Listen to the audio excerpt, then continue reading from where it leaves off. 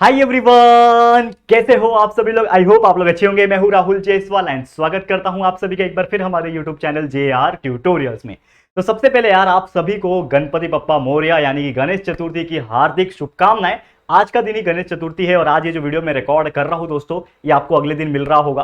तो उम्मीद करता हूं कि आप सभी के घर में गणपति बप्पा आए होंगे एंड जिनके घर पे नहीं होंगे आसपास तो जरूर आए होंगे। तो मेरी तरफ से बहुत ही ज़्यादा प्रणाम एंड उम्मीद करता हूँ कि आपका ये जो गणपति का जो सेलिब्रेशन है वो बहुत अच्छी तरीके से हो और गणपति बप्पा हमारे सभी के जीवन में प्यार और लव, प्रॉस्पेरिटी और बहुत सारा नॉलेज लेकर आए ताकि हम ऐसे ही अपनी ज़िंदगी में आगे बढ़ते रहे। चलिए आज की वीडियो की शुरुआत करेंगे। तो बेसिकली आज क्या लेकर आए हूँ, एक बहुत ही बेहतरीन वीडियो जिसमें हम हमारे 11th स्टैंडर्ड की पढ़ाई कर रहे थे। 11th स्टैंडर्ड साइंस स्ट्रीम के बच्चों के लिए जो मैथ्स 2 सब्जेक्ट, इसका पहला चैप्टर हमारा चल रहा था कॉम्प्लेक्स नंबर।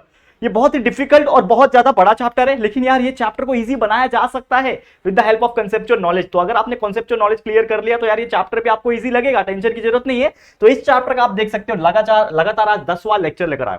आज छोटा सा लेक्चर होगा, कुछ कॉन्सेप्ट हम लोग पढ़ने वाले हैं क्योंकि गणपति का टाइम चल रहा है। तो ज्यादा बड़ा वीडियो नहीं बनाएंगे ताकि आप लोग थोड़ा सा एंजॉय भी करो यार। हम वीडियोस भी आपके लिए डालें ताकि यार आप लोग का मनोरंजन प्लस पढ़ाई दोनों बना रहे।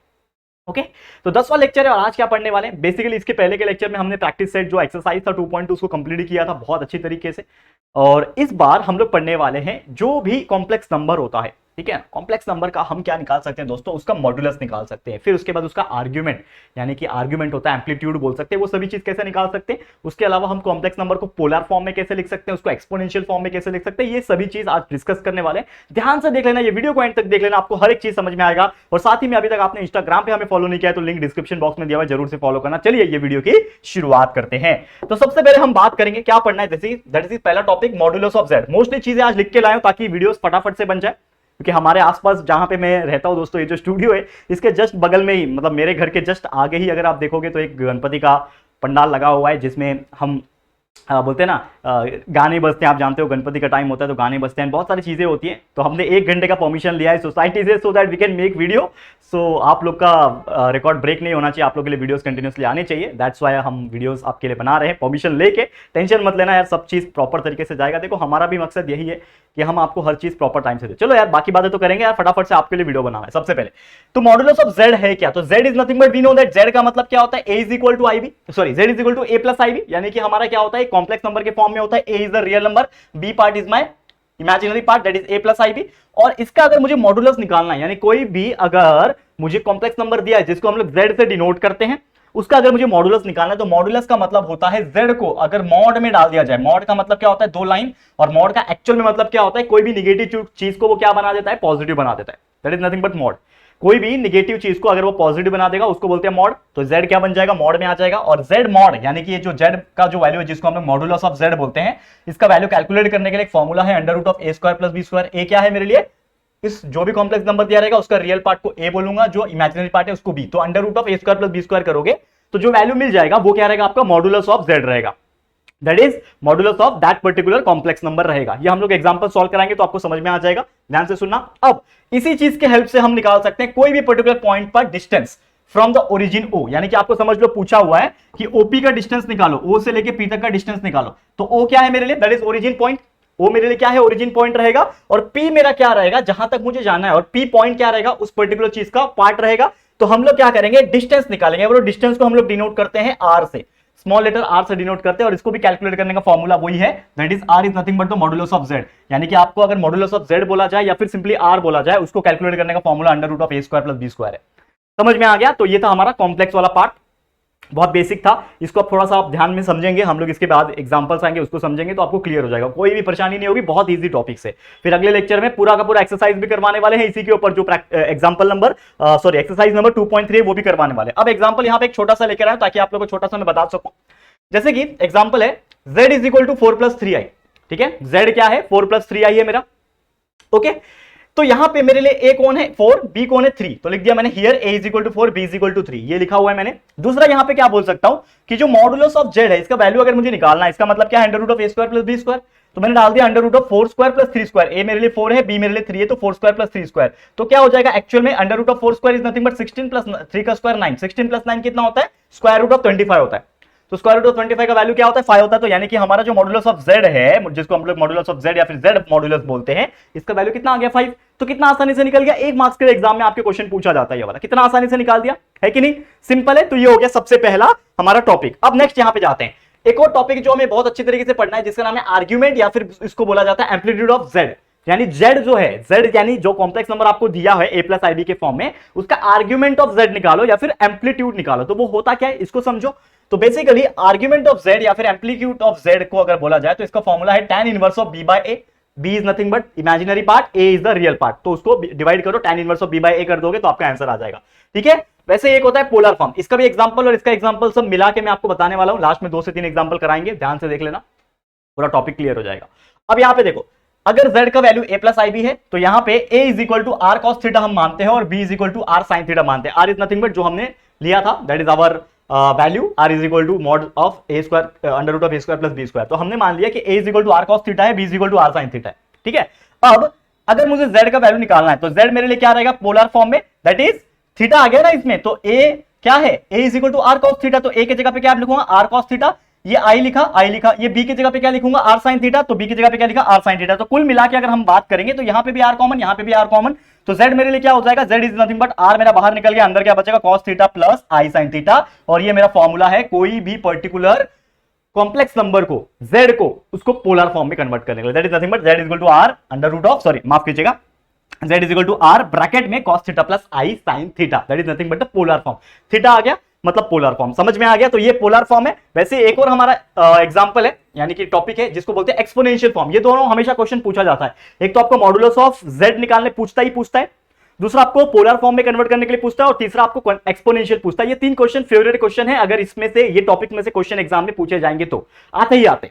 अब ये क्या है? Exponential form. तो हमने मान लिया एक्सपोनेंशियल फॉर्म में e raise to i theta is nothing but the cos theta plus i theta. ये फॉर्मूला याद रखो। क्या है ये फॉर्मूला? है कि e raise to i theta is nothing but क्या है? cos theta plus i sin theta. अब यहां पे देखो z का वैल्यू क्या है? a प्लस ib हमें पता है। तो मुझे पता है कि z is equal to a plus ib। a का वैल्यू r cos थीटा था, b का वैल्यू i sin थीटा था, r sin थीटा। इसमें से कॉमन निकाल लिया, r जो पिछले में किया था ना वही किया। z का वैल्यू क्या है? r cos theta plus i sin theta ना। तो z का वैल्यू क्या है मेरे लिए? r cos theta plus i sin theta. और ये किसके बराबर रहेगा? r raise to e raise to i theta. क्यों हुआ? क्योंकि ये पूरे का वैल्यू अगर आप देखोगे, ये जो पूरे का वैल्यू है, ठीक है ना, cos theta plus i sin theta, ये पूरे का वैल्यू क्या है? e raise to i theta. यानी ये r तो पहले से ही था, ये r तो पहले से ही था यहां पे, और ये ब्रैकेट में जो लिखा है इसका वैल्यू है e raise to i theta, यहां से आया। तो ये मेरा क्या बन गया? एक फॉर्मूला बन गया। क्या? r multiply by e raise to i theta. ये क्या फॉर्मूला है? That is nothing but the exponential form में अगर मुझे लिखना है तो मैं क्या लिखूंगा? r multiply by e raise to i theta. और थीटा का वैल्यू हम कैसे निकालते हैं? tan inverse of b by a करके निकालते हैं, वो तो हमको पता ही है। ठीक है।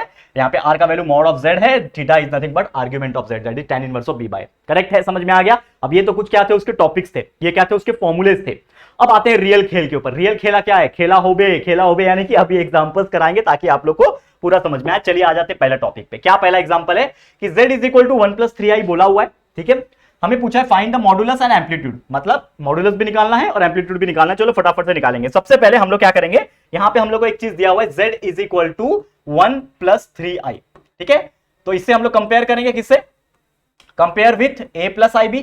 a प्लस ib से कंपेयर करो तो यहां पे हमको मिल जाएगा a इज इक्वल टू 1 और b का वैल्यू कितना मिल जाएगा? 3। तो a इज इक्वल टू 1 मिल गया, b इज इक्वल टू 3 मिल गया। तो एक्चुअल में अगर आप क्वाड्रेंट्स वाइज देखोगे, हमने पढ़ा था ये चीज बहुत पहले भी और ये चैप्टर में है, लेकिन हमने ये स्टार्टिंग में पढ़ाया था आपको। क्या होता है ये फर्स्ट क्वाड्रेंट? क्या होता है? दोनों पॉजिटिव होते हैं। सेकंड क्वाड्रेंट की अगर मैं बात करूं, पहला पॉजिटिव दूसरा नेगेटिव। थर्ड क्वाड्रेंट की मैं बात करूं, पहला नेगेटिव दूसरा भी नेगेटिव। और चौथा क्वाड्रेंट की अगर मैं बात करूं, जो फोर्थ क्वाड्रेंट होता है वो होता है प्लस और माइनस। करेक्ट है? यही होता है। यहां पे आप देखोगे ए और बी दोनों प्लस है, मतलब मेरा ए का वैल्यू भी क्या है अगर मैं बोलूं तो ये इक्वल टू 0 है, सॉरी ए का वैल्यू जो है वो ग्रेटर देन इक्वल टू 0 है और बी का वैल्यू भी जो है वो भी ग्रेटर देन 0 है। मतलब दोनों ही के दोनों 0 से बड़े हैं, यानी कि पॉजिटिव है। मतलब ये फर्स्ट क्वाड्रेंट में लाई कर रहे होंगे कहीं ना कहीं। ठीक है। ये कहां लाई कर रहे होंगे? Lies in first quadrant. ठीक है। ये किसमें लाई कर रहे हैं? फर्स्ट क्वाड्रेंट में लाई कर रहे हैं। और एक्चुअल में हमें निकालना क्या है? सबसे पहले मॉडुलस निकालना है। तो मॉडुलस निकालने के लिए फॉर्मूला क्या है हमारे पास? That is z is equal to under root of a square plus b square. यही फॉर्मूला है ना मेरे पास। डाल देता हूं मैं वैल्यू। तो mod of z is equal to under root of a square. a का वैल्यू कितना है दोस्तों हमारे पास? 1 स्क्वायर प्लस b का वैल्यू हमारे पास है 3। ठीक है ना, 3 का स्क्वायर। तो हमारे पास आंसर आ जाएगा mod of z is equal to under root of 1 square plus 3 square, मतलब 1 प्लस 3 स्क्वायर इज 9। तो mod of z is equal to under root of 10। तो हम लोग क्या बोल सकते हैं कि जो मॉड ऑफ z का जो वैल्यू आया वो कितना आया? Under root of 10। इसको आगे सॉल्व नहीं कर सकते ना, अंडर रूट ऑफ 10 का तो वैल्यू कुछ आता नहीं है, तो हम लोग लिख सकते हैं इसको अंडर रूट ऑफ 10। ये हो गया सबसे पहला चीज, ठीक है ना, ये क्या हो गया सबसे पहला चीज। इतना आपको समझ में आ गया होगा उम्मीद कर रहा हूं। अब दूसरा चीज जो एक और पूछा है इसमें, क्या पूछा है, हमें एम्पलीट्यूड ऑफ जेड भी निकालना है, करेक्ट है।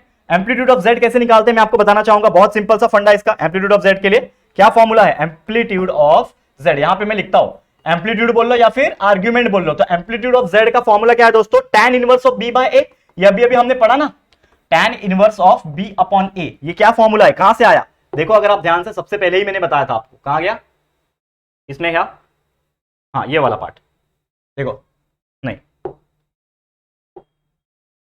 कहां पढ़ाया था मैंने आपको, tan inverse of b by a, आ गया यार, हाँ नहीं लिखा गया मैंने, मॉडुलस ऑफ जेड, ठीक है। tan inverse of b by ये आपका आर्गुमेंट का फॉर्मूला है। हाँ ये देखा, ये क्या है, मैं कब से ढूंढ रहा था, मुझे टेंशन आ गया कि मैंने लिखा था यार ऐसे कैसे। देखो tan inverse of b by this is a formula ना, यहाँ पे जो अगर आप देखोगे ध्यान से, तो ये क्या है मेरे लिए, tan inverse of b by is nothing but my formula of argument या फिर एम्पलीट्यूड ऑफ z, करेक्ट है। और वही चीज हम लोग यहाँ पे यूज कर रहे हैं ना, हम लोग क्या यूज कर रहे हैं, tan inverse of b by, मेरे लिए b कौन है, देखो अभी ये निकालना है मुझे, एम्पलीट्यूड ऑफ z निकालना है, that is nothing but tan inverse of b by a।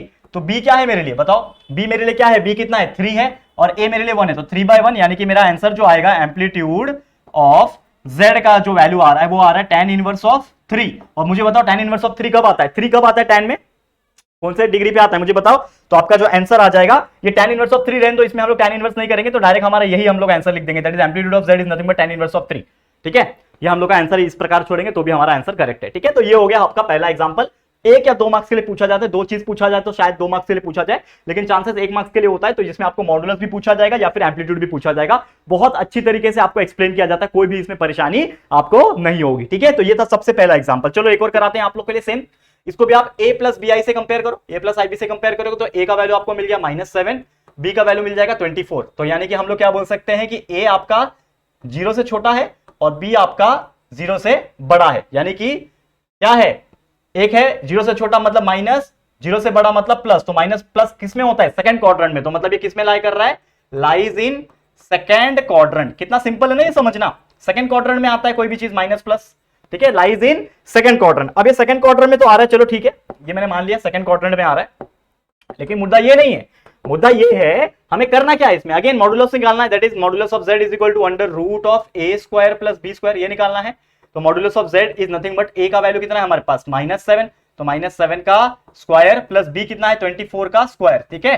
तो modulus of z is nothing but under root of 7 का स्क्वायर इज 49 प्लस 24 का स्क्वायर कितना होता है दोस्तों, 24 का जो स्क्वायर होता है दोस्तों कितना होता है करके देखो, 24 मल्टीप्लाई बाय 24, 4 4 जा 16, 1 कैरी, 4 2 जा 8, 9 0 2 4 जा 8, 2 2 जा 4, ठीक है ना, 2 2 जा 4 कितना हो जाएगा 576, तो ये हो जाएगा 576, और इन दोनों को प्लस आप करोगे तो आ जाएगा 6 प्लस 9 25, हाँ 625 आ जाएगा, अंडर रूट ऑफ 625 आ गया। देखो ये मेरे आपके सामने ही कर रहा हूँ, मुझे भी मालूम नहीं था इसका आंसर, तो अंडर रूट ऑफ 625 कितना होता है 25 होता है, तो हमारा मॉडुलस ऑफ z आ गया 25, ये आराम से आंसर आ गया, सबसे पहला आंसर हमारा आ गया। हमने छोटा मोटा मल्टीप्लीकेशन करके देखा, हमारा आंसर जो है बहुत ही आसानी से आ गया। लेकिन एक और चीज पूछता है इसमें, क्या पूछा है कि आपको इसमें आर्ग्यूमेंट भी निकालना है, यानी एम्पलीट्यूड भी निकालना है। Amplitude of z is nothing but tan inverse of b by a, tan inverse of b by a, ये क्या है हमारा फॉर्मूला है tan inverse of b by a।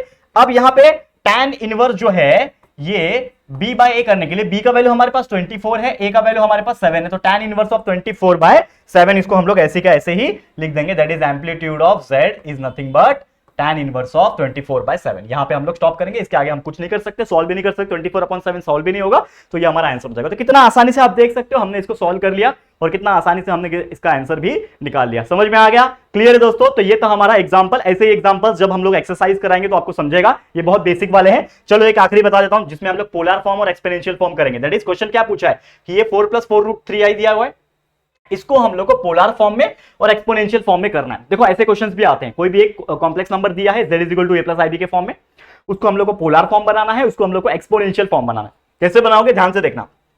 तो सबसे पहले हमारे पास यहां पे मैं a + bi से कंपेयर करूंगा, तो a का वैल्यू 4 मिल गया, b का वैल्यू मिल गया 4√3, यहां पे मिल गया a का वैल्यू 4 एंड b का वैल्यू 4√3। अब यहां पे एक चीज पता है कि हम लोग नॉर्मली क्या निकालते थे, z मॉडुलस निकालते थे, लेकिन z मॉडुलस एक्चुअली में क्या होता है, r होता है ना, ये हमने पहले ही पेज पे देख लिया था, पहला स्लाइड पे देख लिया था, r is nothing but modulus of z and that is nothing but formula क्या है, under root of a square plus b square, यही फॉर्मूला है ना हमारे पास।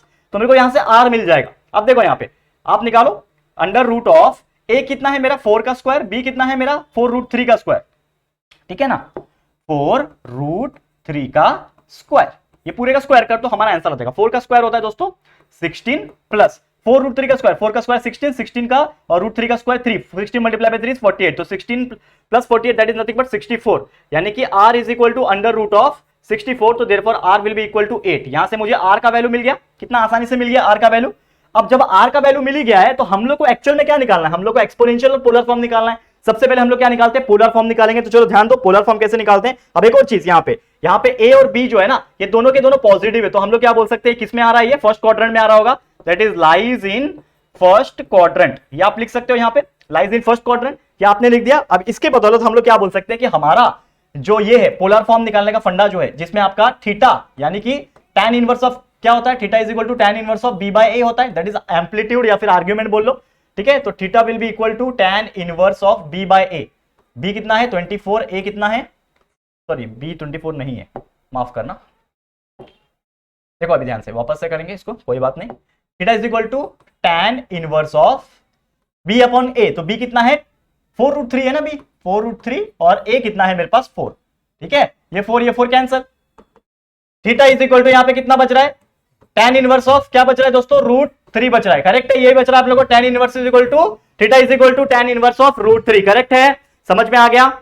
बहुत बहुत सिंपल सा फंडा इसका, theta is equal to tan inverse of √3। अब थीटा का वैल्यू tan इनवर्स ऑफ √3, तो मुझे बताओ यहाँ पे थीटा का वैल्यू क्या आ सकता है, तो theta will be is equal to tan inverse of √3। √3 कब होता है, tan 60 में होता है ना, tan 60 इज इक्वल टू √3, आपको याद आ रहा है, तो मेरा थीटा का वैल्यू कितना हो जाएगा 60 डिग्री हो जाएगा, या फिर इसको मैं π/3 रेडियन भी लिख सकता हूं, करेक्ट है, theta is equal to 60 degree या फिर मैं √3 रेडियन भी लिख सकता हूं। समझ में आ गया ये चीज, यहां पे थीटा आ गया, लेकिन हम लोग को सिर्फ थीटा नहीं चाहिए दोस्तों, हम लोग को चाहिए पोलर फॉर्म। तो सबसे पहले यहां पे अगर मैं बात करूं पोलर फॉर्म जो है हमारा, ठीक है ना, यहां पे मैं बात करता हूं पोलर फॉर्म की। तो पोलर फॉर्म की अगर मैं बात करूं, यहां पे हमारा फॉर्मूला क्या होता है पोलर फॉर्म का, दैट इज नथिंग बट जो हमारा फॉर्मूला है पोलर फॉर्म का, जो कि क्या है z, सॉरी ध्यान से देखना, z इज इक्वल टू क्या फॉर्मूला है, r ब्रैकेट में cos theta plus i sin theta, यही फॉर्मूला है ना पोलर फॉर्म को हमने डिस्कस किया था। देखो पोलर फॉर्म किधर पढ़ाया था हमने, ये रहा पोलर फॉर्म, ठीक है ना, पोलर फॉर्म देखो z is equal to r cos theta plus i sin theta, यही लेना है हम लोग को, यहाँ पे ध्यान देना, यही लेना है। अब इसमें मेरे पास z is equal to r का वैल्यू मेरे पास 8 दिया हुआ है, 8 ले लिया, cos थीटा का वैल्यू 60 है या फिर π/3 जो आपको लेना है ले लो, तो हम लोग क्या करेंगे यहाँ पे 60 लेंगे, तो cos 60 degree plus i sin 60 degree, ये हो गया हमारा दैट इज पोलर फॉर्म। तो इसको हम लोग कन्वर्ट भी कर सकते हैं किसमें, z इज इक्वल टू ये 8 है, उसको मैं ऐसे का ऐसे लिखता हूं, कोई प्रॉब्लम नहीं होगी, z को मैं वैसे लिखा। अब ये cos 60 को मैं ऐसे भी लिख सकता हूं ना, cos π/3 भी लिख सकता हूं, प्लस i sin इसको मैं π/3 भी लिख सकता हूं, ठीक है। ये मेरा क्या आ गया, दैट इज पोलर फॉर्म आ गया, ये पोलर फॉर्म आ गया। अब दूसरा क्या निकालना है, एक और हम लोग को निकालना है एक्सपोनेंशियल फॉर्म। एक्सपोनेंशियल फॉर्म का फॉर्मूला क्या है, लिख दो। एक्सपोनेंशियल फॉर्म में अगर मुझे लिखना है तो उसका जो फॉर्मूला है that is z is equal to r multiply by e raise to i theta, यही फॉर्मूला है देखो हमारे पास जो हमने एक्सपोनेंशियल पढ़ा, किधर पढ़ा एक्सपोनेंशियल, देखो यहां पे ध्यान से, that is r multiply by e raise to i theta, यही लिखा ना मैंने, that is r multiply by e raise to i theta. तो therefore z is equal to r कितना है a dot e raise to i theta. अब e raise to i theta जो है हम लोग क्या लिखेंगे यहाँ पे e रेज टू i, और थीटा का वैल्यू कितना है मेरे पास π/3, यही है ना π/3, यही है ना मेरे पास। तो मैं कैसा लिख सकता हूं, z is equal to 8 multiply by e raise to i π/3, this is my exponential form. कितना इजी था, हमने लिख लिया कितनी आसानी से, है कि नहीं। तो बहुत इजी होता है इसका कॉन्सेप्ट। देखो आज हमारा कॉन्सेप्चुअल लेक्चर था, आज हमने सिर्फ कॉन्सेप्ट पढ़ा है, प्रॉपर तरीके से एग्जांपल नहीं सॉल्व करा रहा हूं, ये तो एग्जांपल आपको बस प्रैक्टिस के लिए था, लेकिन एक्चुअल में जो एग्जांपल जो एक्सरसाइजेस में है आपके, वो हम कराएंगे हमारे अगले लेक्चर में। तो उम्मीद कर रहा हूं कि क्या होता है मॉड्यूलस, क्या होता है आपका जो एम्पलीट्यूड है, आर्ग्यूमेंट है, वो क्या होता है, प्लस साथ ही में आपके क्वाड्रेंट्स क्या मैटर करते हैं, theta is equal to tan inverse of pi by B by A क्या होता है, ये सभी चीज निकालना आपको सिखा दिया, प्लस एग्जांपल्स में पोलर फॉर्म, एक्सपोनेंशियल फॉर्म सभी आपको सिखा दिया कैसे निकाला जाता है। तो उम्मीद करता हूं कि आपको बहुत अच्छी तरीके से समझ में आ गया होगा। तो बस आज के लिए इतना ही। गणपति का टाइम चल रहा है, अभी अभी आप देख सकते हो मेरा अवतार भी गणपति का है, अभी जस्ट हमने सब पूजा वगैरह करके खत्म किया, तो इसके लिए आपके लिए मैं एक वीडियो रिकॉर्ड कर रहा हूं ताकि यार मैं अगले दिन डाल सकूं आपके लिए। ठीक है, तो बस आज के लिए इतना ही। Thank you so much for watching this video, keep supporting us. हम आपके लिए कंटिन्यूस मेहनत कर रहे हैं दोस्तों, ठीक है ना, कोई भी दिन छोड़ नहीं रहे हैं, आपके लिए बस मेहनत किया जा रहा है कंटिन्यूसली। बस ये जो मेहनत है ना, इसका रंग कब आएगा, जब आप लोग अच्छे एग्जाम में अच्छे मार्क्स लेकर आओगे, तभी ये जो मेहनत है ना वो पॉसिबल होता हुआ और अच्छा रिजल्ट लाता हुआ नजर आएगा, दिखाई देगा। ठीक है, तो आज के लिए इतना ही। कैसा लगा ये वीडियो प्लीज कमेंट करना, वीडियो पसंद आया, अच्छा लगा दोस्तों तो प्लीज वीडियो को लाइक कर देना और अपने दोस्तों के साथ जितना हो सके शेयर कर देना। और अगर फर्स्ट टाइम आए हो चैनल पर, अभी तक चैनल को सब्सक्राइब नहीं किया यार, तो फटाफट से हमारे चैनल को सब्सक्राइब कर देना, बाजू में बेल आइकन को भी प्रेस कर देना, ताकि फ्यूचर में हम कभी भी कोई भी वीडियोस को अपलोड करेंगे तो आप लोगों को नोटिफिकेशंस मिलती रहेगी। ठीक है फ्रेंड्स, तो जल्दी मिलेंगे हमारे न्यू वीडियो में, तब तक के लिए thank you and good bye.